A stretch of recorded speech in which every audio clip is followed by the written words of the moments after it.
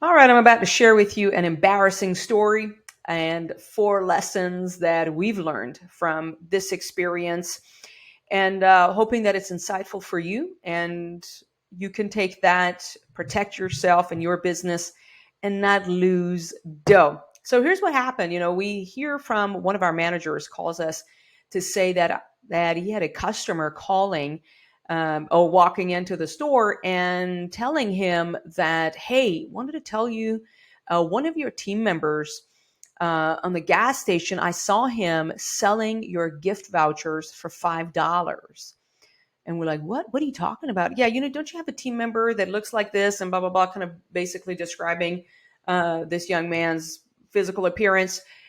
That, yeah, I saw him in the gas station that is very close to this location selling your gift vouchers. So it turns out we have boxes of gift vouchers that are like free 16-inch pizza or free 10-inch pizza, free breadsticks, right? We have them in boxes. We've had them in the drawer. We've had them for years around. If there's an issue with a customer, we may use that to give them a free pizza voucher for the next time. Or, we have somebody who goes out visiting businesses, usually hands those vouchers out, hoping to get folks to come to our restaurant. Those are like vouchers we have. And it has never happened before, or has it? Because this one was discovered because he was very creative in this bad category of being a thief. But so turns out that's what he's been doing. So we're like, wait a minute, what is he talking about? And so we looked and digged further, and it turns out this young man has been selling many of those vouchers. So imagine if you sell like 100 of them, $5, that's $500. And we had to kind of figure out how he's done it. We go into the pawn shop. He has a stack of them that he sold there. And I think last month, then we digged and we found out there was like $900 or so discounts that were given under this young man's account on our POS system. And when he was confronted to be terminated, when we told him, hey, this is what you've been doing, this is what he said. He said, it's as tough times out there, man. And the point is, people justify stealing. If it's tough for you, it's tough for everybody. I know it's tough, but that doesn't mean what's not yours and you've not worked for is yours just because it's tough. But this is what people's mindset is. So we can't really get in an argument. That team member is gone. As we've looked back and pondered on that experience, I want to share with you some of those things. And that is, the first step is, the person who steals may be a very nice looking, kind looking, nice person, and is simply justifying stealing as the fact that times are tough. So they justify stealing. So they're not even feeling remorse, stealing from you, stealing products, stealing money. Don't be naive. Lesson one. My husband and I, we've been a little bit naive, trying to be a nice Christian person, whatever.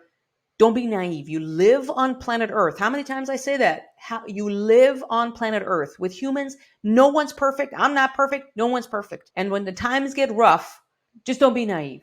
Don't be too paranoid either, but a little bit of a paranoia is good to check things instead of just trusting things for the way they are. Next is, I think it's incredibly important to communicate cost. This is a deep conversation. If you are the kind of a business owner or restaurant owner that discloses your sales numbers, this goes about, like, people ask me, hey, are you okay with people knowing how much money the restaurant makes? And the reason you are saying that, our people see our sales. They know how much, what's the order number. They're not stupid. No one's stupid. They have the ticket number of orders we process. They can see the average ticket that is going through. It's just a basic math on a phone calculator.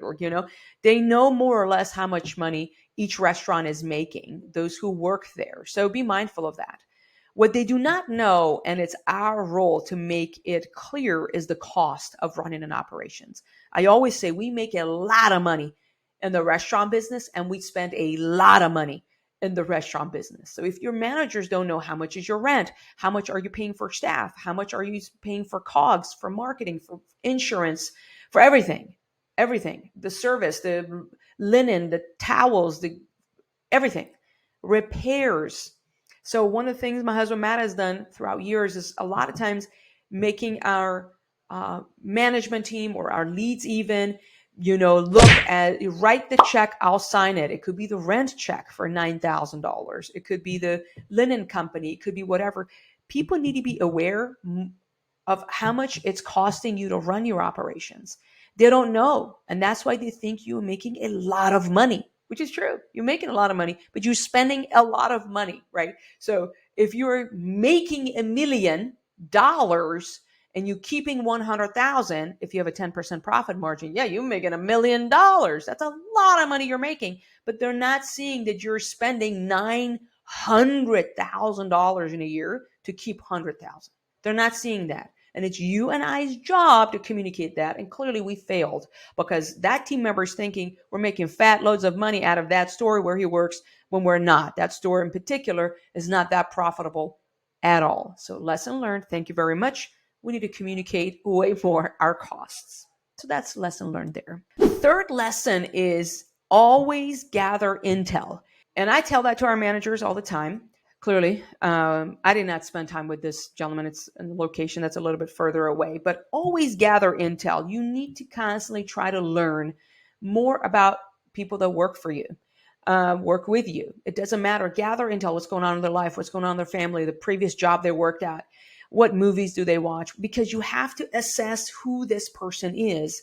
A person's mindset that thinks that times are rough, that is not an isolated thought. It's that person's character that clearly is not a good fit in our restaurant operations.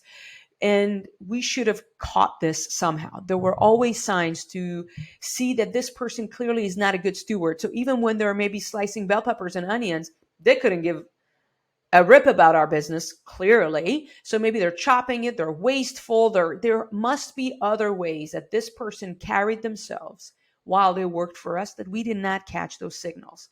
So this is a reminder for our management team, for Matt and I, my husband, and I, and you. Always gather intel. Look to identify your team member's character, the good and the bad and the ugly, everything in between. Look for signs.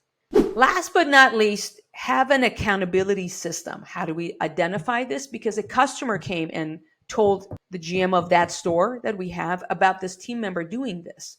Maybe if we didn't have a customer, would our manager have ever identified this issue, or this would have gone for months? Do we have enough accountability checks and balances in place to identify issues such as this? That's a question. Are we looking at the cash deposits versus what the POS says the cash deposits needs to be in the morning? They still need to, count the numbers, document things in the logbook to know who counted what. The money management. Do we have enough accountability system and checks and balances for that? That is a lesson that we had to learn to dig into. And it was hard. It was hard to get into it. And again, as I said, count it all as good. You got to learn. You can't go back in time.